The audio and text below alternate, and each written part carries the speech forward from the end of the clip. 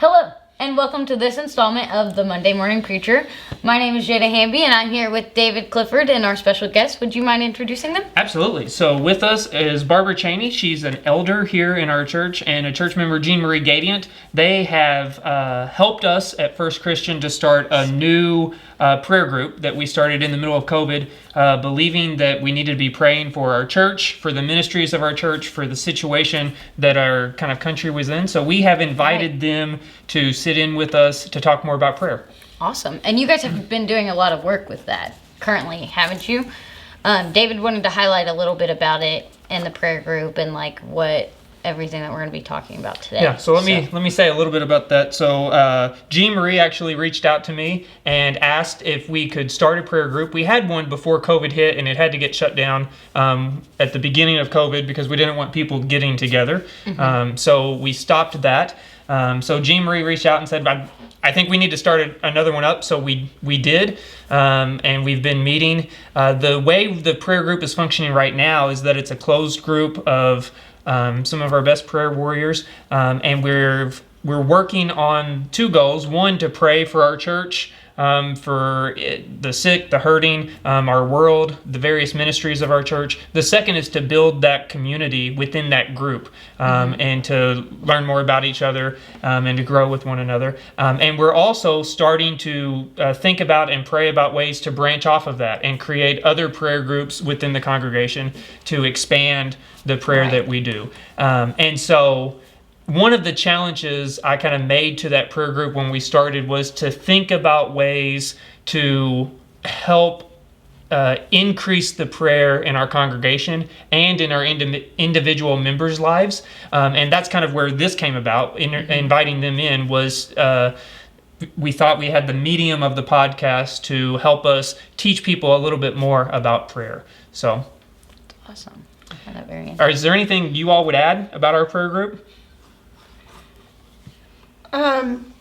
Well, it's certainly a relationship building tool, and we find that that's probably one of the best outcomes from it. But it's also an outreach tool, in that we've connected with our acquaintances and friends and other people in the community, and the feedback we've gotten is that it's been very meaningful to other people. So.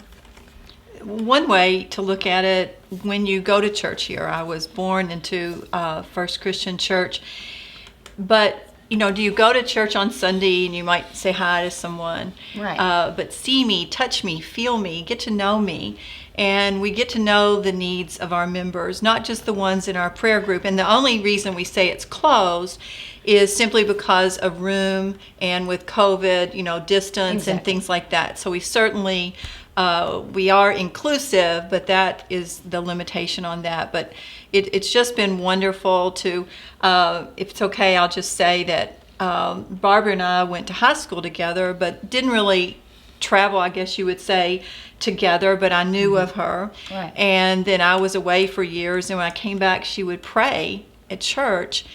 And, I heard her pray one time, I heard her pray another time, and I literally just felt love. And there's a song that Vince Gill sings about his wife Amy, and he said that he thought he prayed, but when he heard Amy pray, that he could see Jesus's face, that he could feel grace, and that's how I feel when Barbara prays. And I want to note that, with this work that you two are doing and the others in the closed group, it doesn't stop. You guys are constantly doing it, constantly working to better this group, and constantly praying for those who you're praying for, right? Like today, we've gotten maybe 5, 6, 8 texts of people who need concerted prayers, and we stop what we're doing and we pray for them. It's a way to unconditionally love someone. Right. That's awesome. And in addition to that, recently we started a habit of praying at 10 o'clock each day at our own homes, but at the same time as a group. And we're praying for our world because there's been so many disasters going on and so much fighting and everything that we are so concerned about, that we just felt like it was important at this time to make a more concerted effort as a group. So yeah, that's awesome. Well, so one of the things I hear a lot as a minister from people seeking spiritual advice is that they don't know how to pray. I hear that all the time. I don't know how to pray. I don't know how to start. What are some things that you both have learned about prayer from this prayer group that we've started? What jumps out at you as things that we've learned from that group? Well, I don't think there's a right or a wrong prayer. I don't think that there is such a thing if you're being genuine about what you're praying about. And I really think it's a Nike thing that you just do it. And it doesn't have to be long and eloquent. It doesn't have to be anything more than just making it a priority. Right. And you might want to pray a dozen times a day, a short sentence prayer, or you might have a lengthy prayer at night, or whatever. There's no right or wrong to it. So, Right. and Right. I think people think, well, I hear the preacher pray or whatever, and I can't pray like that. I can't sound like that. And that's not the point of it. It's really just building a relationship with God. Right. And Right. And it's kind of like spiritual practices, how we talked about earlier. Like, you have to continue to do it. And to build that relationship with God, you have to continue to pray and to continue worship practices. And one thing, like when you're little, like when I was growing up, we would kneel beside our bed and say, now lay me down to sleep. Mm-hmm. And it wasn't until I got older, I mean, like let's say pharmacy school, things like that, I would have some tough times and I would be, I'd be on my hands and my knees. But Right. now I just pray throughout the day. And I think that started more when we had this prayer group and just came together and in unison, where it's a way to love each other. I agree. One of the things that jumps out at me, you both mentioned the relationship building aspect of this prayer group and how that's such a fundamental part of it. I actually believe we learn about our own relationships with God through the relationships we build with other people. That's why church community is so important, and right, being a part of a community is so deeply important to your faith, because you're learning how to build relationships not with other people, Right. but also with God, right? And so one of the things I'm learning through my own participation in this prayer group is in each of the ways that I interact with each of the members of that group, I'm learning a little bit about what it means to interact more with God. And so all the things you learn about just life in general, you can use that in your spiritual life as well. So the more practice you have communicating with other people, and the more practice you have communicating with God through prayer, the easier that becomes in your spiritual life. So I think another thing that we've learned as a group too is that it's kind of the concept of when you're praying by yourself, it's like a single thread, but whenever you're in a group, you're bonded together. And I think that it just gives us more of a feeling that we can make a difference when we're bonding together and in our Right. prayers. So. And I wanted to ask one question. So, in our response in the Spirit, we noticed that it was mentioned that, like, how are you able to build a one-sided relationship, or in that sense? And then also, like, how do you make it a priority? How do you guys find ways to navigate those difficulties? I think sometimes we don't stop and be still Right. to listen to what God is saying. And if we can learn to do that, I think we find out it's not as one-sided as we Right, think it right. is. Yeah. Whether it be in thoughts, or if it's in something that we just see Right. on the internet or on a TV or whatever, or a scripture we might come across. It just kind of, if you're really watching for it, it will be like an answered prayer, and Right. it doesn't turn out to be a one-sided conversation Exactly. anymore. Yeah, I think it's mind-blowing, literally, when we realize how our prayers are answered. I had been praying about something for years, and when it came to fruition, I thought, oh my goodness, I've been praying for that.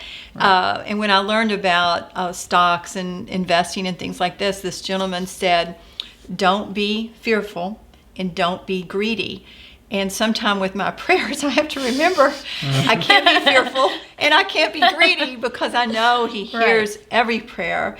and has all of our best interests, but we have to be patient and know that God has a plan, and that plan isn't always ideal, but it is always ideal. It just it's how it comes to be. I think for me, it's just as important to find ways to be to listen in prayer as it is to talk, right? I think when most people think about prayer, they think about, oh, what am I going to say to God, right? But for me, even those of us who have prayed for most of our lives, it can be a learning experience to learn how to listen to God, because we think we have to feel that silence a lot. I see that as a minister. When we plan worship, we always try to plan in some quiet time in worship so that we can hear God listen to us. But a lot of people in the church get uncomfortable in that moment because the silence makes us uncomfortable. So one of my challenge would be to our listeners, if you have a strong prayer life, I would challenge you to find ways to be quiet during your prayer and really listen. It's so hard. It's so difficult, right? Yeah. But it is incredible. But it's so important. Yeah. So, I've heard people recommend just taking like 3 to 4 minutes a day. Set out 3 to 4 minutes a day, set a timer on your phone, and in those 3 to 4 minutes, just be quiet and listen to God. And like all of our spiritual practices, the more we do that, the better we get at it. Right. And the easier it is to hear God's small voice in those quiet moments. So, right. It's just been amazing to learn. I mean, you kind of become the people you hang out with, or pick up tendencies. And, the people that we have joined together with, which really is just an extension of our church family, it's just, there's been a lot of learning about each other and caring about each other. And, it should go beyond this little small group into the church. And just can't do anywhere. You can't do anything but be better because of it. Exactly. One thing that I wanted to ask each of you, David and myself included, is like, how do you incorporate prayer into your life? Like how for your own needs or for yourself. You guys talked about how you use the prayer group. I didn't know if there was anything else that you do. You want me to start, Barb? Sure. Yeah. David can get talking. I'll start, We're good. So for me, my own prayer life has changed a lot over my life, right? And for most of my younger years, I was in school, and especially going through college and seminary. Those are difficult things to do. So a lot of my prayer was just for guidance and direction about my calling into ministry and what that might look like. Once you finish seminary and you start looking for churches to serve, there's a lot of discernment type prayer that goes into that, trying to figure out what type of church God is calling you to. So most of my earlier life has been around the discernment process of what's God calling me to, what's it mean to be called to ministry, what type of church am I called to do, all of those types of things. As I've gotten into churches and have kind of settled into the role of minister, I've really begun to change my prayer life to really seek a strong foundation with God in my own personal life. I'm very much of the opinion and believe that as the leader of a church, the church can't grow any farther than I've grown in my own relationship with God. So I make it a high priority to work diligently on that relationship. And so I've just recently begun to try to fall into a habit of praying 3 times a day, morning, noon, and evening. And I actually have an app on my phone that reminds me that it's time to pray. It doesn't always happen, especially when I get busy with work and life and all of that. But I'm trying to fall into that routine of 3 set times of prayer a day, to get into that habit, like we were talking about, of the spiritual discipline. And a big piece of my prayer life is around my frustrations with God in some ways. I think a lot of times we forget that, but the scriptures are full of people that take their frustrations and their grief to God, and God can handle that. And a lot of my prayers as a minister are, Jesus, you wanted the church to look like this. Why am I the one dealing with all the frustrations of this type of community? To which he says, well, that's why I called you to ministry. Good luck. And so it's a big, I think some of my learnings are the need for it to be habitual in that spiritual discipline model, and working on that.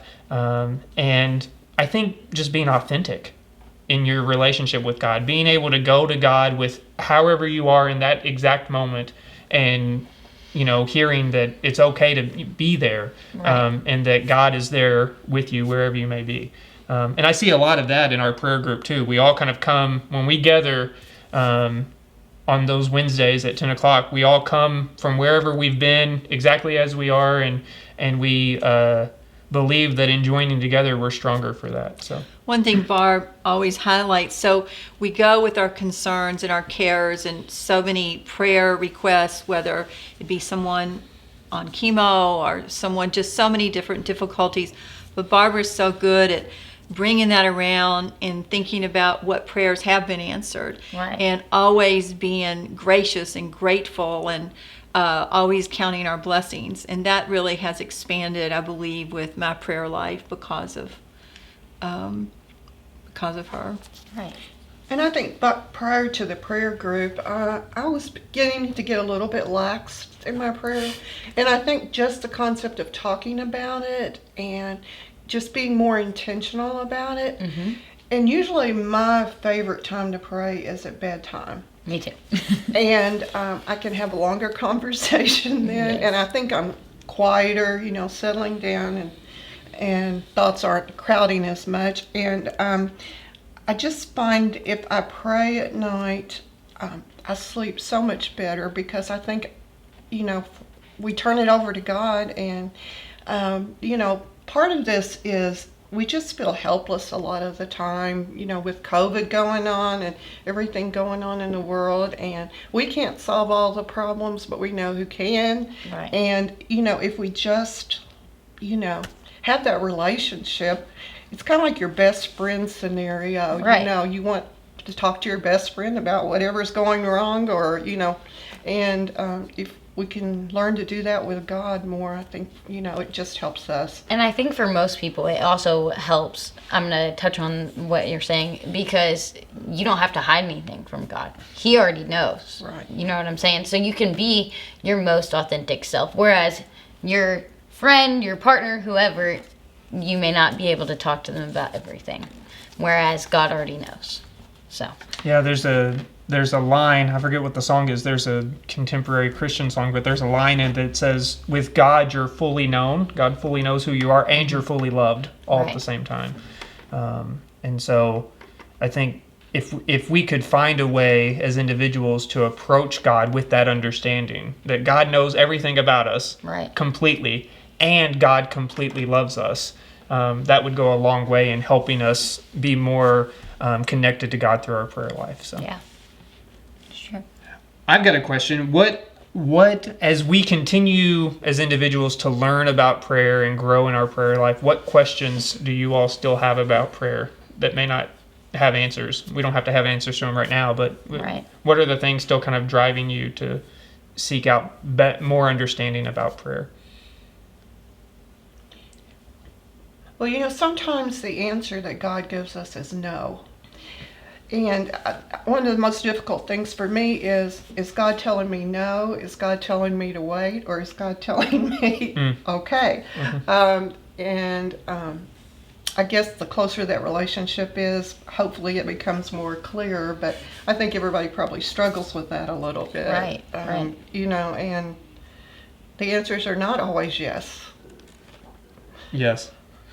Or no. Or no. That's the truth. That's I'll go with that one. What about you, Jeanne Marie? I would just say that it's the one thing that is so unconditional. It is without end.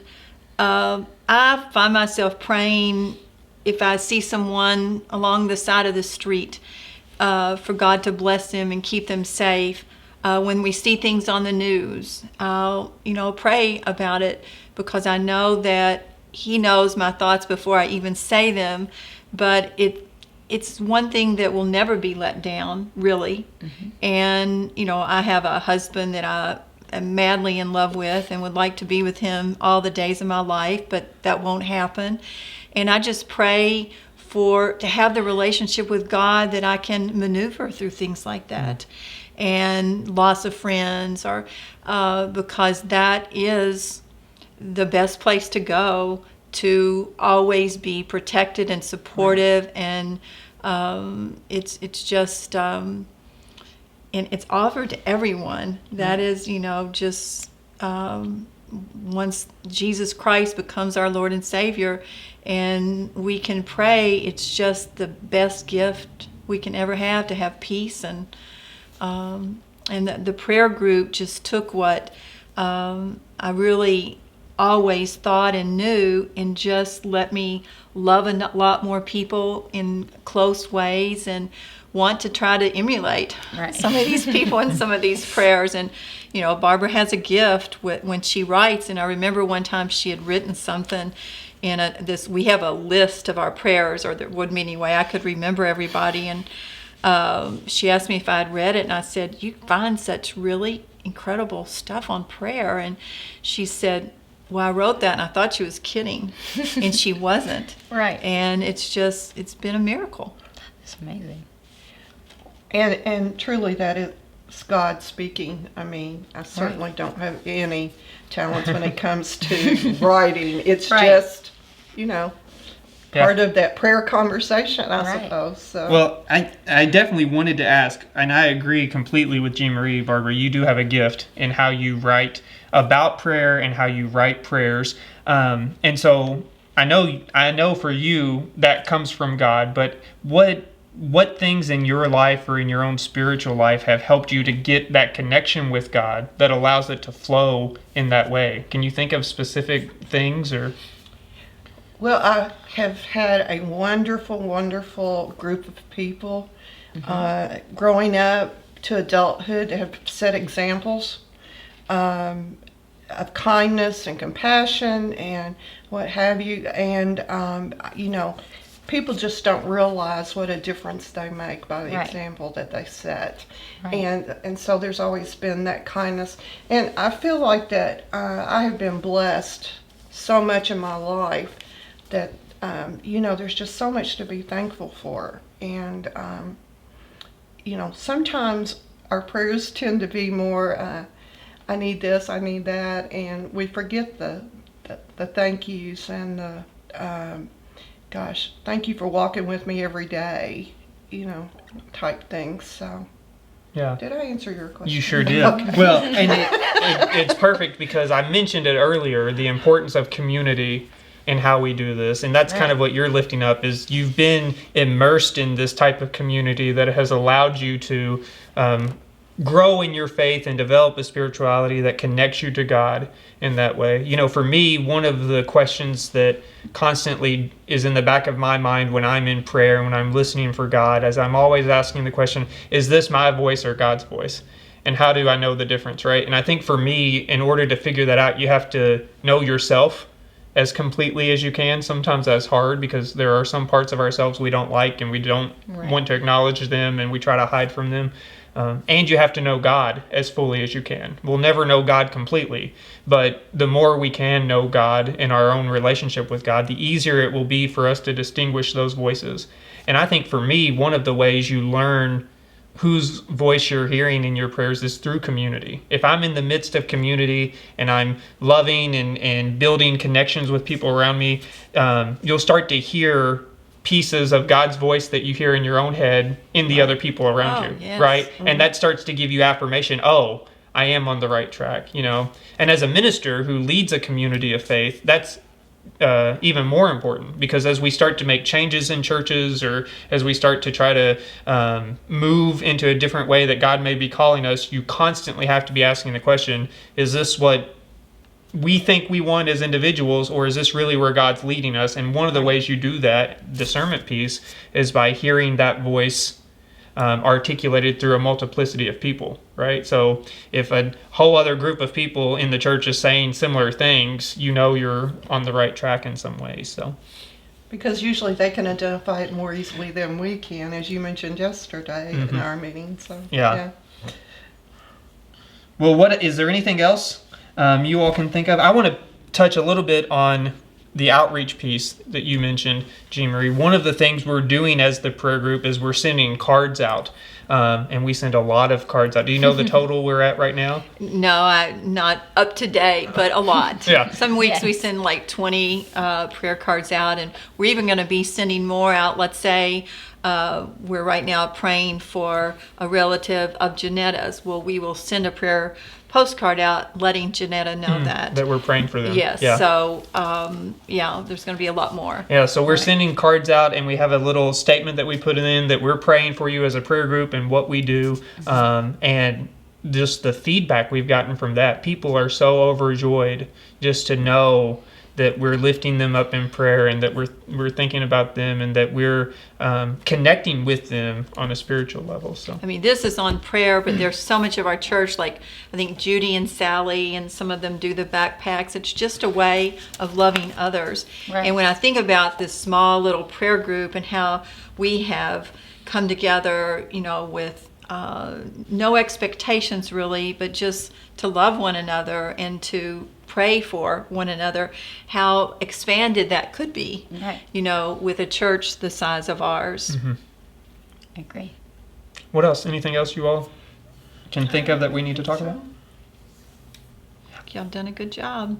Yes. She's going to end with her prayer. I'd like to do one more thing before we end. I'd like to talk about one of the things I hear a lot from people, as I mentioned, is they don't know how to pray, but they also don't know how to get started. Right. Building these kind of habits of prayer, or where do I start to figure this out? So would you all have any suggestions for those people listening about how maybe to get started in this process? I mean, Well, I would just yeah. you can never go wrong with the prayer that Jesus gave us. And then you learn how to pray the way Jesus taught us to pray, and then you'll start your own prayers. And there's just certain scriptures that to me are prayers, like the Lord is my shepherd. To me, that's a prayer, and it makes me close to God. So Right. what were you going to say? I was just going to touch on what you said earlier. You just have to do it. And you have to find time with yourself to be able to do it and be your honest and most true self. For me, that's just like personal time or my alone time, sometimes driving in the car or reading a book or something like that. Or sometimes when I'm not really wanting to pay attention to my homework. But stuff like that is how you can start to do it. And you have to remember who's hearing the prayer. Exactly, It doesn't matter exactly. how glorious your prayer is. He knows your heart. Exactly, exactly. And they don't have to be long. They can be brief and short, or one word even, if for most people. Well, and I would add they don't even have to have words, Right, right. If you're struggling even for words, like Jean Marie said, and I believe fully, God knows your heart. So Right. even if you're struggling for words, just saying, God, I'm coming to you, and just sitting with that, I think is enough. So And the part that you said about listening, that some of us struggle with that. It's it's important. So we've been talking about how great Barbara is at writing prayers and writing about prayer. So we want to close with her sharing something she's written from a prayer she did. Before we get there, I want to mention that if folks have suggestions for us about upcoming episodes or topics to talk about, to reach out to us, you can comment on whatever social media platform you're using to watch this video, and just let us know if you have a topic in mind that you think we should discuss. Let us know that as we plan for future episodes. So with that, Barbara, I'll turn it over to you. Okay. This came from a late night conversation with God, and I hope these were words from Him. I feel that they were. And sometimes we just question things, and we're not sure about what we're praying about, and so I think this might help a little bit. God, sometimes when I pray, I forget a name. And God says, that's okay, I remember. And sometimes when I pray, I get distracted thinking about what I need to do later. And God says, that's okay, as long as you come back to me. And sometimes I fall asleep before I finish my prayers. And God says, that's okay, it means you feel my peace. Sometimes I get upset with you because you take so long to answer my prayers. And God says, that's okay, because it means you put your faith in me and you still believe.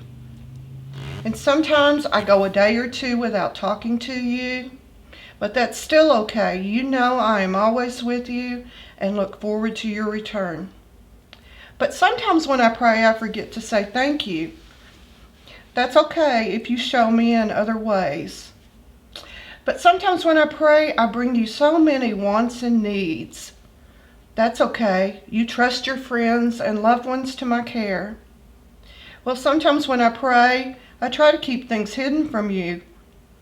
That's okay. There's no need to hide. I know your heart. Sometimes when I pray, I ask for selfish things. That's okay. I know what you truly need before you ask. Sometimes when I pray, I think you're not listening to me. That's okay. I hear you, and I know what's best for you. And sometimes the answer is no. My child, when you pray, it's okay because we get to talk and spend time together. I love you with my whole heart, and nothing can separate us from that love. There's no such thing as a bad prayer if it comes from your heart. Very good. That was beautiful. Yeah. Thank you, Barbara. Thank and you. I want to thank Barbara and Jeanne Marie both for being with us today and for joining us in this conversation. Right, and that is all we have for today. As David said earlier, you can check us out on all the social medias under FCC Henderson or First Christian Church of Henderson, Kentucky. So with that, thank you guys. Welcome. Thank Thank you. you.